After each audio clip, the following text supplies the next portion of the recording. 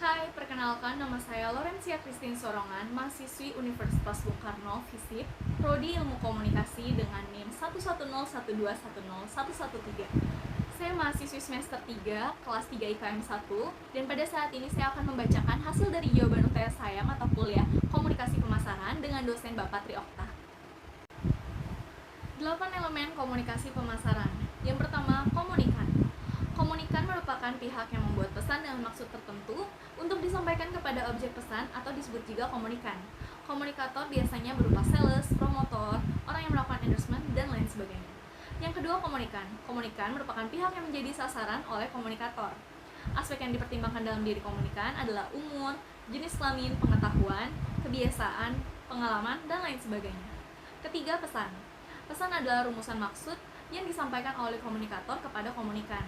Dapat berupa simbol-simbol bahasa tertentu, kalau tidak menutupi kemungkinan diwujudkan dalam bentuk yang lain seperti warna, perilaku, lambang-lambang, dan lain sebagainya.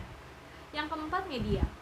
Media merupakan sarana yang digunakan agar pesan yang dibuat oleh komunikator dapat sampai kepada komunikan dengan baik. Media yang digunakan bisa berupa internet, televisi, radio, dan lain sebagainya. Kelima, hambatan. Hambatan adalah hal-hal yang dapat mengurangi tingkat penerimaan pesan pada komunikan. Tujuan yang keenam. Tujuan pokok dalam komunikasi pemasaran dapat dibilang adalah pelanggan mau untuk membeli produk yang dijual oleh perusahaan. Yang ketujuh ada feedback. Feedback atau umpan balik adalah respon yang diberikan oleh komunikan terhadap pesan yang disampaikan oleh komunikator dalam sebuah komunikasi pemasaran. Yang kedelapan, produk. Produk merupakan unsur dalam komunikasi pemasaran, karena dari produk inilah pesan dapat disusun dengan baik. AMC, Integrated Marketing Communication, menurut American Association of Advertising Agencies, adalah sebuah konsep perencanaan komunikasi pemasaran yang memberikan nilai tambah terhadap suatu perencanaan yang mendalam dengan cara melakukan evaluasi terhadap peran strategis dari bermacam ilmu komunikasi dan mengkomunikasikannya untuk menghasilkan keakuratan, konsistensi, dan efek komunikasi secara maksimal melalui integrasi dari pesan-pesan yang terpisah. 5 teori media komunikasi. Yang pertama, teori pengembangan dari George Gardner, yang menyatakan bahwa televisi adalah media komunikasi yang dapat menghadirkan cara untuk memandang dunia.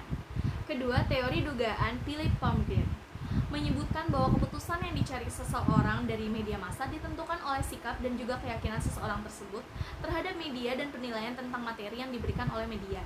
Salah satu hal yang dapat mungkin dicari oleh orang adalah fotografi jurnalistik, sementara orang lain mencari informasi gosip dan lain sebagainya. Ketiga, teori ketergantungan. Dari teori ini dapat diketahui bahwa audiens, media, dan masyarakat luas saling terhubung membentuk suatu hubungan integral tertentu yang tidak dapat dipisahkan, yang dapat menyebabkan adanya ketergantungan pada media yang memenuhi beberapa kebutuhan audiens daripada media yang memenuhi sedikit kebutuhan audiens.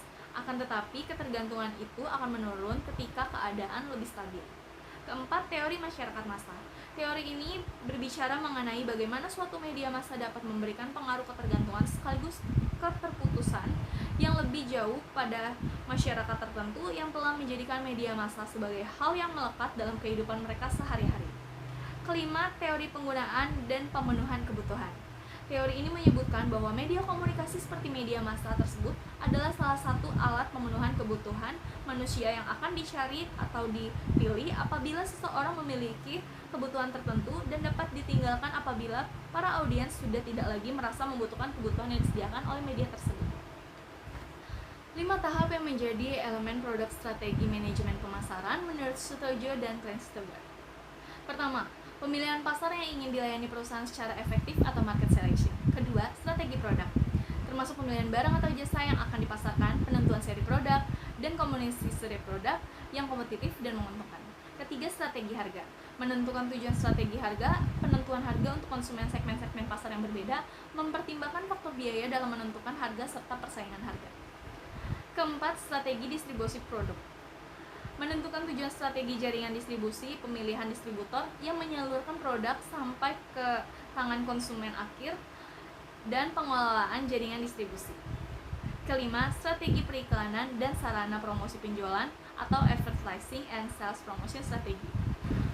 Demikian jawaban soal UTS saya udah selesai saya bacakan. Terima kasih atas waktunya sudah mau menonton video saya.